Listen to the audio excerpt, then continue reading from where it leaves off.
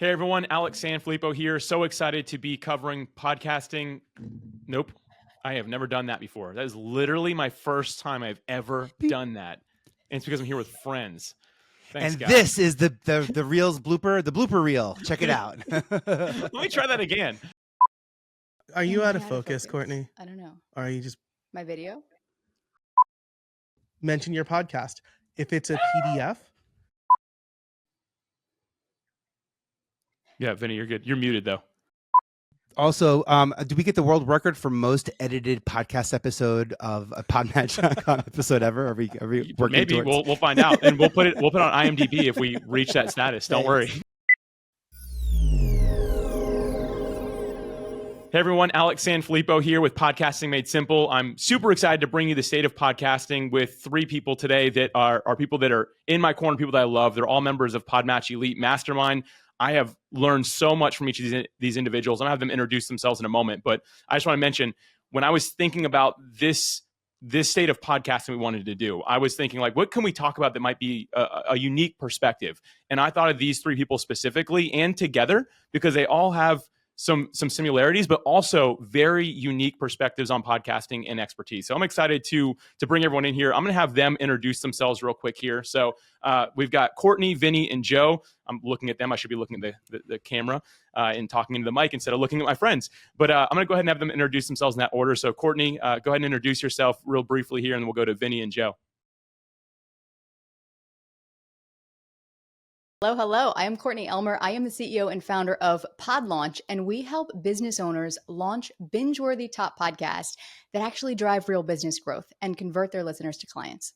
How y'all doing? I'm Vinnie Potestivo, a multimedia advisor. I got my start in media in the late 90s, in television, magazines, podcasting in the early Y2Ks, and help businesses and brands break out. I specifically help leaders who run companies, and those companies are thriving and actually looking to make change. And excited to be here. Thanks for having us, Alex.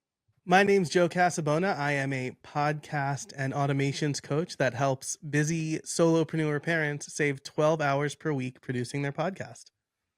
Love it. You all have got your intros dialed in. You know, real quick, I want to say something. I was thinking about this. We've got Sanfilippo, Casabona, Potestivo, and Elmer with us today.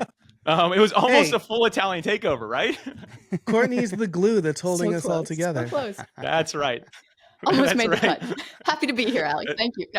No, it's great. You're right. Joe is right. You're the glue that's holding us all together today. So that way it doesn't get too out of hand here. So yeah, right. We're going to use analogies from our grandparents for the next 30 minutes. Yeah. My mother's meatballs. Yeah. My grandmother would die if she ever found out that I... So Courtney, when that happens, your job is to bring us back together today. All right. All right, so I'm going to have the three of you focus on the future of podcasting, kind of what you all are seeing in the industry. But real quick, I'm going to give a little bit of background and kind of like the current state today where podcasting is at. Industry buzz is at an all-time high from just it being mentioned in other mediums, other places. Listenership is climbing at a very rapid rate. Podcaster health, though, interestingly enough, is very low just because there's still a very high churn rate in podcasting, simply meaning guests and hosts, they both seem to leave some of them as soon as they get started, right? But to me, there's an opportunity there. That means if you're someone who's willing to stick with podcasting and do things the right way, there's a lot of opportunity. I'd say more than there has ever been. And again, because some people leave podcasting, it's like, oh, it's kind of getting saturated. There's a lot of them, but really, there's still less than 400,000 active shows. And when you think about the amount of people that are coming in and listening to podcasting, there is a huge gap there. And I don't want to go too deep into all the data today, but if you go to podmatch.com/report, you can see the actual data about all this, like kind of the numbers, and show you a lot of this stuff. What I want to get into today with these three is this idea of success leaves clues. And I'm telling you, these three have done so well in podcasting, and they really are people that are becoming icons in this space. I want to find out what we can learn from them, right? What is it that we can take away? So I encourage everybody who's checking this out, please take notes. Make sure that you're really thinking about what can I learn from this? So with that said, that's kind of where we're at with podcasting. It's growing. It's doing well. People aren't really sticking with it, which again means there's opportunity if you're someone saying, I'm going to commit to this thing. And I'm hoping today we'll be able to help you with that. And so I want to get straight into my first question here today. And this is going to be for Courtney. Courtney, with some people getting into podcasting, I think the first reason they leave is they have an expectation that doesn't get met, which is typically around the fact that someone's going to find my podcast, right? I'm going to launch it. I'm going to put it out there, and then it's going to be discovered. Now, some people are like, I want 1 million people to listen to it in the first week. And it's like, okay, there's not much you can do for that unless you've already got some celebrity around your name. But for someone who's like, man, I just wanted somebody to listen, and it's just not happening. What can people do to get their podcast organically discovered? Keeping in mind, and Courtney, you know this, and everyone here knows this, that the number one way people find podcasts is through search. They're looking for it, right? And then keeping in mind, we're talking to guest and host, Courtney. It's a long question. I'm sorry. We want to make sure we keep guests in mind. Like, how can they benefit from this as well? What should they be looking for? So again, people getting into podcasting, how can they really position themselves for I got it. I'm trying to make a name for myself with all the Italians here in the room. But this is such a good question, Alex, because I feel like so many of us have had that experience of putting all of our expertise, all of our content into episodes that we're so excited to share with the world. And then we're like refreshing our analytics dashboard, looking at the numbers and feeling really depressed, feeling really hard on ourselves, really down on ourselves, and feeling like, is this podcast worth continuing? Should I throw in the towel? Is this going to be an uphill battle for the life of my podcast? And that could be a really discouraging place to be. But I want to encourage you that it is easier to get found than maybe you know. So a lot of the industry standard through the years has been, well, you got to be consistent. You got to put out content every week. Don't quit, keep going. And I think a lot of what has happened is that we begin to believe that consistency actually equals growth. Consistency does not equal growth, because if that were true, then everyone who's been releasing an episode for a year or more would be in the top 100. We'd all have top podcasts, and we all know that's not the case. What consistency does is it builds a listener habit. What that does is it allows listeners to get in the habit of listening to you, to keep coming back, and that is how we can begin to grow an audience. What a lot of people don't understand is that there's a difference between traffic and audience. Traffic are the people out there in the ether that we need to get our show in front of to bring them into our world, to convert them to loyal listeners, and then to keep them. So I like to separate this idea of like, okay, let's be consistent with our podcasts from let's actually get discovered. And what does that look like? So to your question, Alex, one of the easiest things is to make sure that you're optimizing your show for SEO. Now, I know I say that and a lot of people's eyes roll because they're like, oh, that sounds techie. That sounds complicated. I don't know how to do that. But it's very simple. What keywords do you think your listener would be searching for to find a show like yours? Go type those keywords into Apple. Go type them into Spotify. Go look at your competitors in the space and ask ChatGPT. Take their description, put it in ChatGPT and say, ChatGPT, what keywords can you pull from this description? Pull 10 high-ranking, high-relevant keywords from this just to kind of give you an idea of some of those hot button words or phrases that listeners like yours might be looking for. And then begin to build a keyword strategy for your podcast. There's a lot of detail we can go into with that. But quite simply, we need to get you found. We need to get you in the feeds of more and more listeners who need to hear a show like yours. So be thinking about that. What are they naturally searching for? And make sure you are plugging that into your podcast description, your podcast name, if possible, definitely your episode titles and your episode descriptions as well. Because this way, even when you're not ranking on the charts, even when people may not be talking about you yet because you're a brand new podcast and that word of mouth is not spreading yet, well, at least the people who are looking for a show like yours, you increase the chance of them finding you. That's great, Courtney. Thank you. So good. Hey, for anyone who's like, man, I like this idea. I know I need to do this. Courtney had a previous episode of Podcasting Made Simple. If you go to podmatch.com/EP/258, it's titled How to Utilize Podcast Titles and Descriptions to Increase Your Podcast Downloads. I highly, highly encourage you to go check that out. It's some additional resource there. It's really high quality. So Courtney, thank you for that again. Vinnie, I want to jump to you now. Thinking about this discoverability, this whole topic here, from an organic perspective, I also want to jump into some other ways that we can gain recognition for our podcasting efforts. Again, either as a host or a guest, because I think there's opportunity on both ways to really do some things that make you stand out and make people say, wow, they're really doing something. And this is from your background, like you shared at the beginning, like you've got a media background, you've done some incredible things. So you bring like a really unique perspective to this. So I'm just going to open it up and kind of have you just share some ideas here on what we can do to get that recognition that we really want. And it can help us feel like, hey, we should keep on doing this. We're doing well.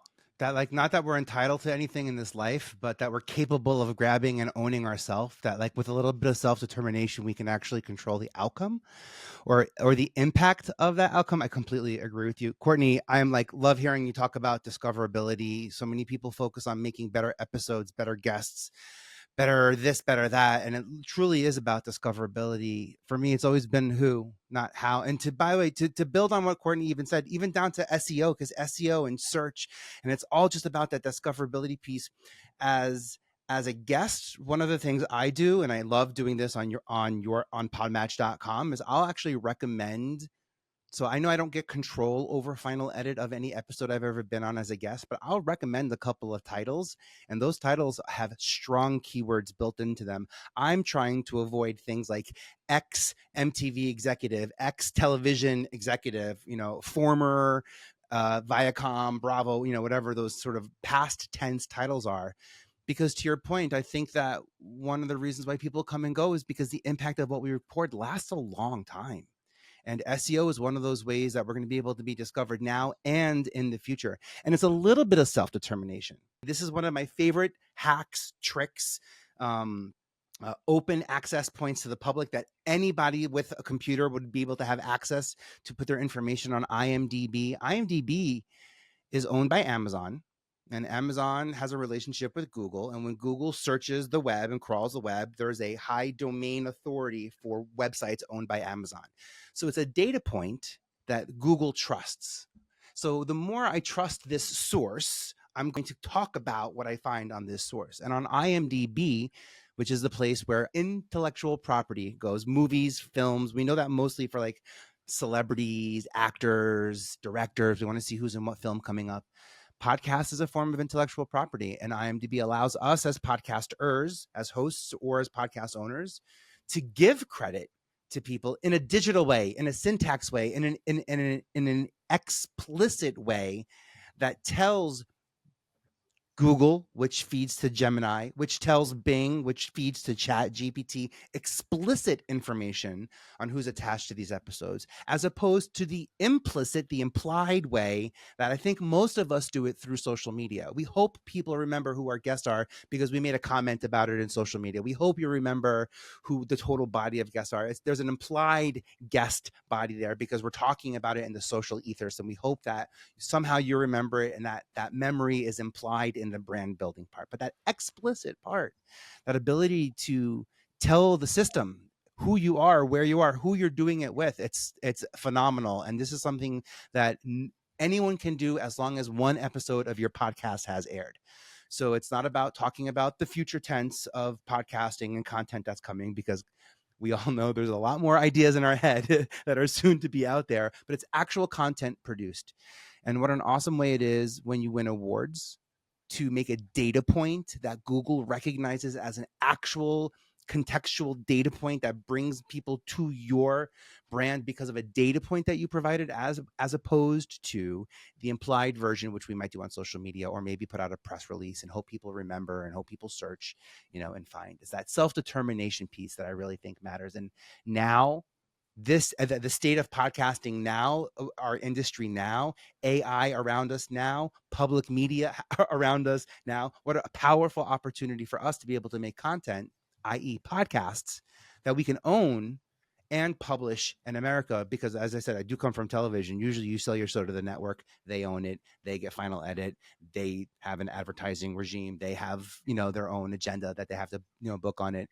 There's no pure way right now to create your own success, literally create your own success in branding and in reach and in discoverability than through podcasts. And hosts, my SEO tip for hosts, to be honest, I'm not telling you to change the name of your podcast. So don't go changing the name of your podcast in your intros. I do strongly recommend putting your name in the title, the H1 header title of your podcast, so that your podcast title and your name are two data points that are aligned. And again, this is because Google amplifies the information that it trusts, and it trusts H1 header 1 a top form information. These are the things that are crawled both by LinkedIn, Google, and it's a great way to be discovered for anybody with any budget, because it doesn't cost a single penny to do that. It's just self-determination, knowing who you are and how you can leverage the space that you create to create data points that come back to you. Now, it's a little geeky for the world that I come from, because it's a very emotional discovery world that I come from in TV, but this is how we don't get lost in the field, is by claiming our data points and by creating data points that matter. Vinny, I really like the idea of using IMDb as kind of like the hub for this, because it is a free way to do it. The first way I discovered IMDb was one of my past podcast guests was on there, added my podcast is something that was like a content that was produced or part of. And I was like, what is this? And it became like the top ranked episode, everything, like right away. It's powerful. And like you said, everything else you go out and do can be reflected there. You mentioned awards, and real quick, a quick call out to that. If you go to podmatch.com/EP/316, Vinny has a great list of awards worth winning that they put together. So thank you for that, Vinny. And so anyone who wants that, you can go there and grab that. I'll have one more episode called out for Joe as well. So everyone stay with us. It'll be something else. But Vinny, one more thing, just some other like creative ideas really fast here. Like you told me to become a LinkedIn top podcasting voice. You showed me how to do that really easily. You showed me how to get featured news, how to apply for different awards that are worth winning, which I just shared that. But doing all these things, does it take too much effort to do? Or why would somebody really say, okay, I'm going to go out and try to do all these things? Or do they need more direction than that? If you can just share a little bit more about this idea of press. I'm going to actually share a little bit of my own podcast strategy, because this will answer it too. And there's this adage of, if the tree falls in the woods and no one's around to hear it, how does it make a sound? If not, how big does the tree have to be for someone to hear it?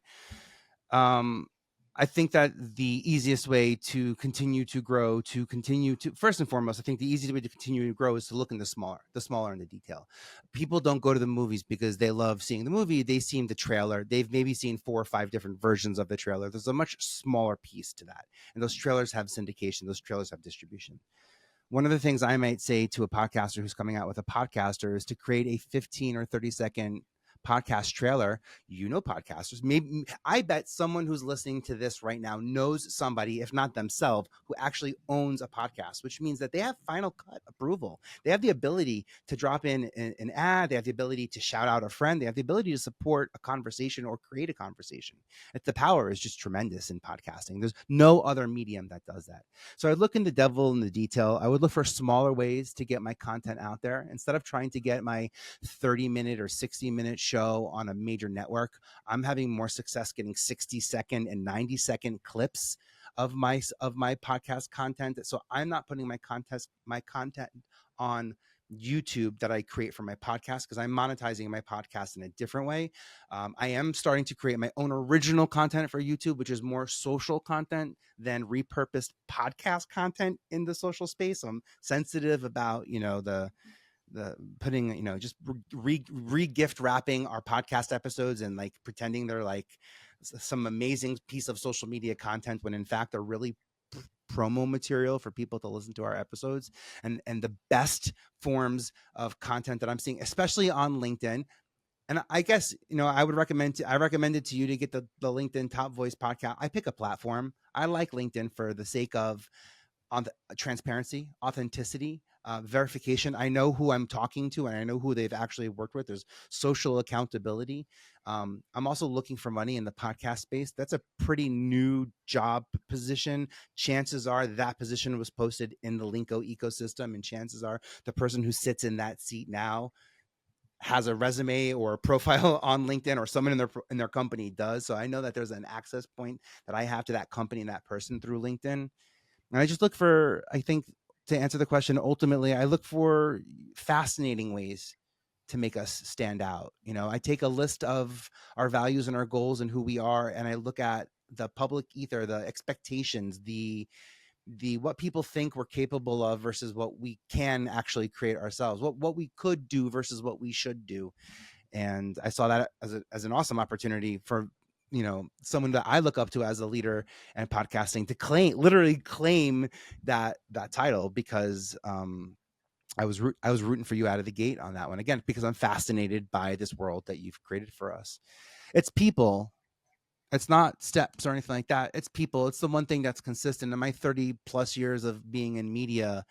It's a lot of the same people. We're working in different mediums, and we work on different types of shows, and we work on different formats of content and distribute media in a very different way now than we did before, but it's still people. And having those relationships with people as this industry expands is going to bring you into more unique opportunities as those opportunities come up as well. But think small, think smaller. Instead of trying to grow an audience, I try to grow. I say think smaller. Audiences are small, like communities are giant. I focus on my community at all times so that I can identify my audiences. I don't try to build my audience and then throw them together and build a larger community. So, and I do that by thinking small, and there's little pieces that build that. So. That's great, Vinny. Thank you for all that. It's like your perspective has always like helped me so much in podcasting. So I really appreciate you sharing all that. This is like a side note here, but I can't get it out of my head now. Has anyone ever seen SNL? Probably. Do you all remember What's Up with that show they had on there? Yes. Like, I almost want to skip Joe and then just be like, well, we're out of time, right? But if you didn't get the reference, go look up What's Up with That SNL. It's 5 minutes. It'll make you laugh. But they skip the last guest. I'm like, well, we're out of time. And it's always the same guest on every time they do it. But anyway, Joe, we're not going to do that today. I actually want to shift gears a little bit here.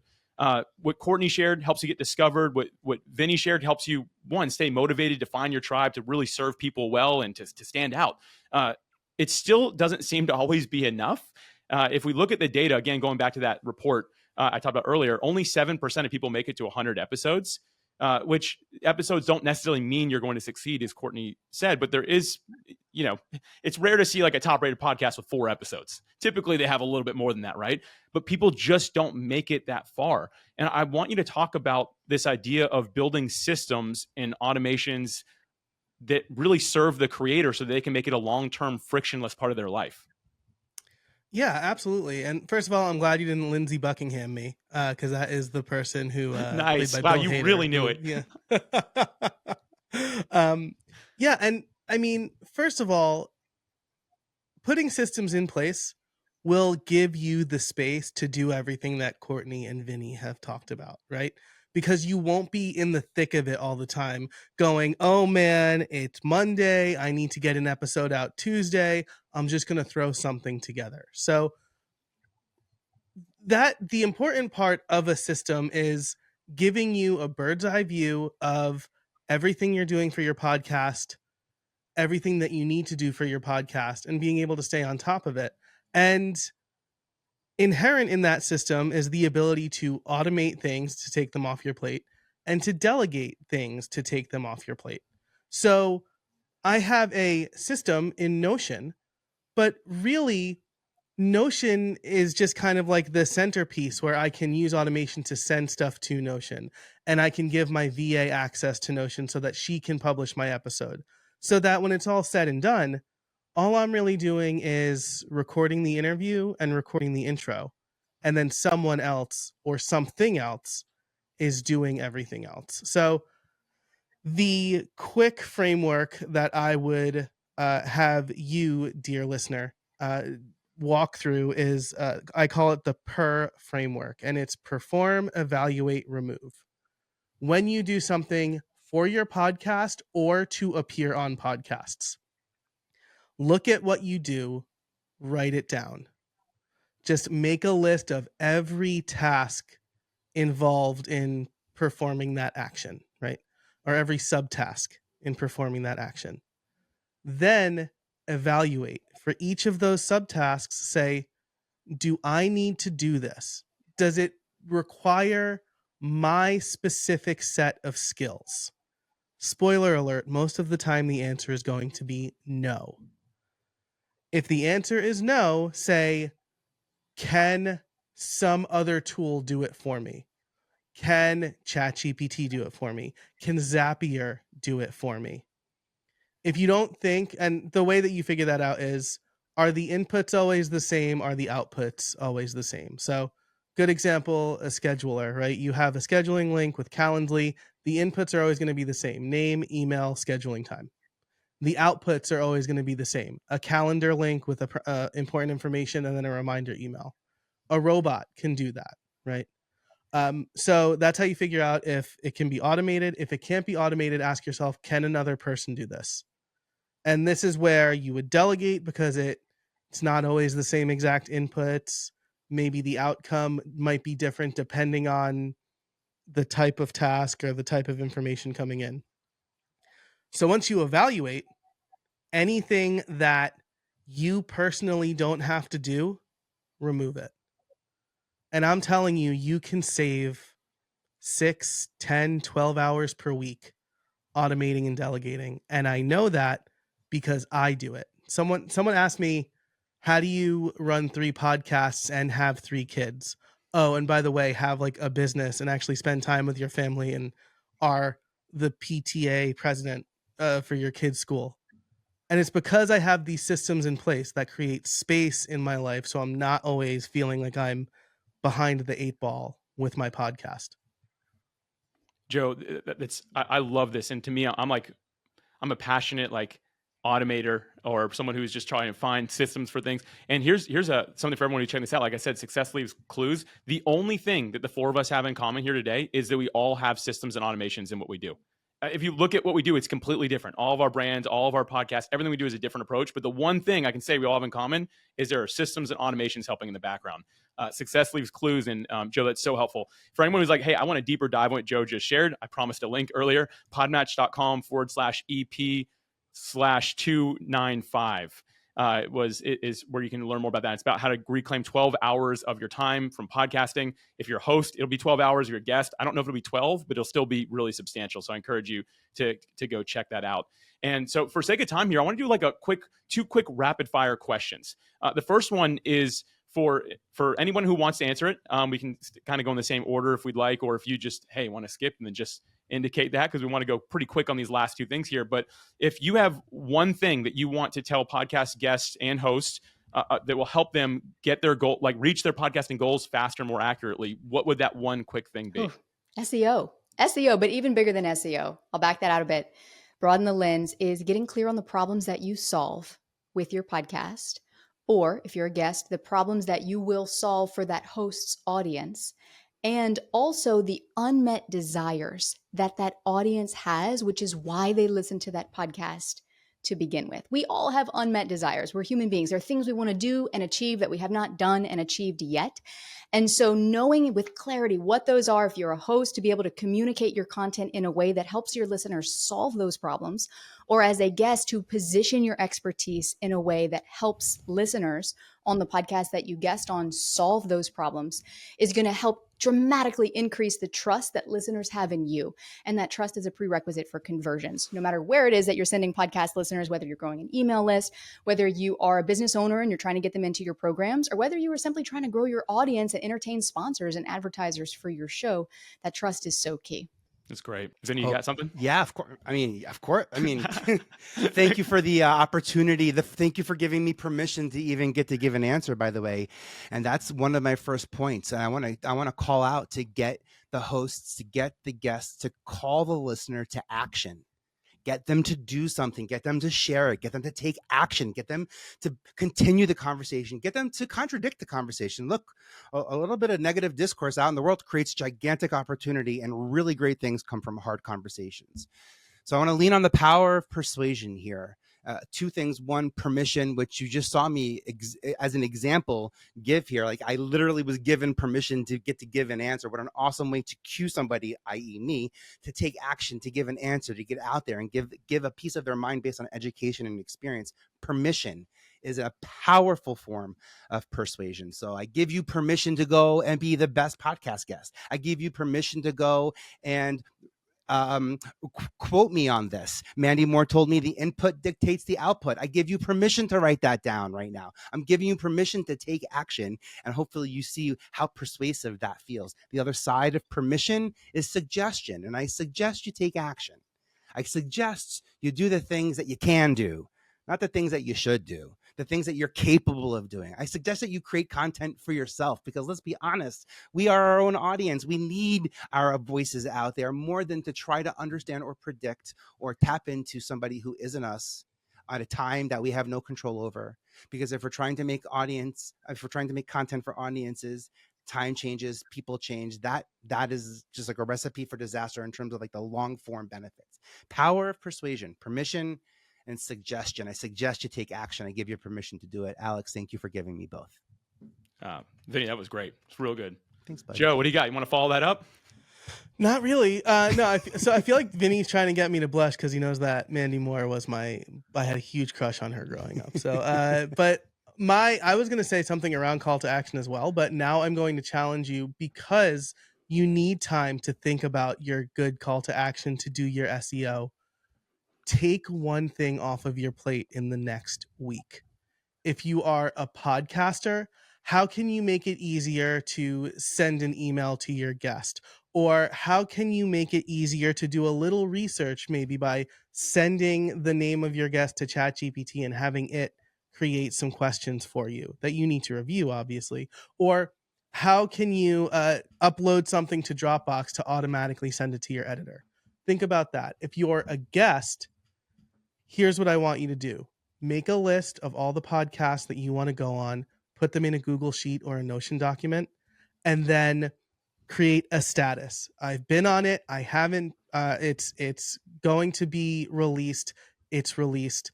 And then think about the call to action to each of those. If it's a podcast, mention your podcast. If it's a PDF, think about creating a custom landing page just for listeners of that podcast. I always do this. If people want to learn more about me, they can go to my website / the name of the host to get a free resource based on what I talked about. And the only reason I could keep that straight in my head is because I have a Notion database. This is the URL. This is the resource I promised. This is when it needs to be done by. Do something like that, and you will see your community grow and your audience get better.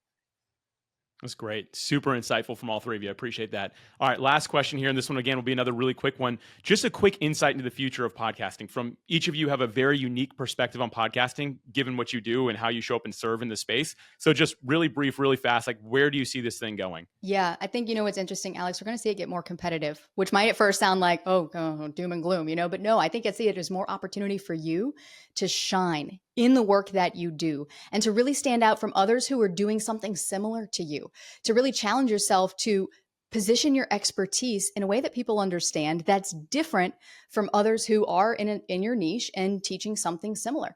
About a year ago, there were about 5 to 6, maybe 5 to 7 podcasts on podcasting that were like really good, really strong, really active. Each one of us kind of with our own unique voice and unique take on the industry. Now, literally yesterday, I did a search. There are over 25 podcasts on podcasting, most of them very active, growing, some of them brand new. And a lot of them are talking about similar things. So as the space does become more crowded, it gives us as creators the opportunity to continue sharpening our saw, to continue getting better at what we do, and to continue getting better at communicating why someone might need our help over maybe someone else that you are quote unquote competing with, right? Because ultimately in a perfect world, we'd all be collaborating with each other. But I think it's a lot of opportunity there for us to really rise to the occasion, communicate your expertise, and shine as the leader, as the thought leader that you are. Look, I don't mean to be an alarmist. I'm coming from television. I'm coming from music, from music. I'm coming from magazine. I've seen content industries get slashed in half and then quartered and then minced. Podcasting is a really unique form of content. It's a really unique industry as well. There aren't many forms of content that span and are as applicable to as many industries as possible. I come from reality TV. You might think there's a lot of reality TV shows, and there's certainly a lot of procedural shows. We see health processes happening. We see houses being bought. We see relationships changing. No one's saying there's too many shows out there, because they don't own those shows. We own these podcast space. The thing that makes us more unique than any of those platforms, any of those verticals, any of those content types that I talked about is you. It's literally you. You are what makes this conversation different. And by not being aligned to a publicly traded company that has advertising relationships and political relationships and MO and goals and opportunities to create the world that they see deems fit best for them based on the advertising model of television, we have something really unique to offer in media right now as indie podcasters who own our own content and can still get that content out in the daylight. Create what you can, not what you should. What you should is support the conversations that are existing. What you can is change the world. Can I predict the future? No, but I can guarantee you that we can make it happen. we didn't talk about this beforehand, but I have a piece of advice in the similar vein. I saw a LinkedIn post from a friend who said he gave a 1-hour talk, fed, had it transcribed, fed the transcript into Google LM or whatever, and then it produced a 6-minute summary podcast episode. And I said, you could have just recorded a 6-minute episode summarizing your talk. You could have done a shorter talk, right? And the point is, Courtney is telling us we can stand out and be unique. Vinnie is saying, create content for us, the content that we can create. I talked a lot about robots doing tasks for us, but the one task we should never outsource is what makes us human, is creating relatable content where we can connect to our community and our audience. So the future of podcasting will be filled with AI generated conversations, and maybe they sound real and maybe it's really good at communicating information, but they will never have all of our stories or our lived experience. They'll never create the connection that we as people can create with other people.